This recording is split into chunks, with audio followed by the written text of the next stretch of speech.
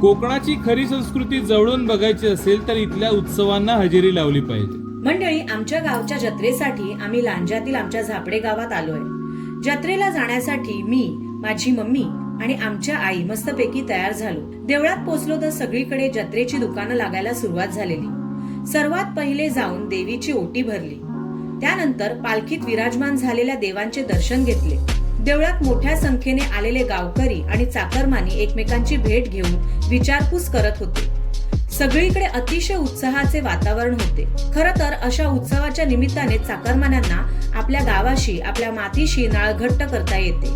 सर्वांचे हितगुज विचारून आता वेळ होती जत्रेत फेरफटका मारायची। इथे लागलेल्या खाऊ गल्लीत मस्तपैकी चाट खाऊन थोडा कोकणचा मेवा सुद्धा घेतला। आता जत्रेच्या मेन इव्हेंटला सुरुवात झाली। देवाची पालखी मंदिराबाहेर आणून वाजवत गाजवत देवळाला 5 प्रदक्षिणा मारतात। यावेळी पालखी नाचवण्यासाठी चाललेली चढाओढ बघण्यासारखी असते। 5 प्रदक्षिणा पूर्ण करून पालखी पुन्हा देवळात नेऊन ठेवल्यावर प्रत्येक घरातून देवीला नारळ देऊन गाऱ्हाण घातलं जातं आणि या म्हामदे उत्सवाची सांगता शेवटी नमनाने होते।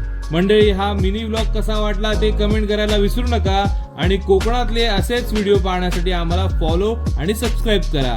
भेटूया पुढच्या भागात।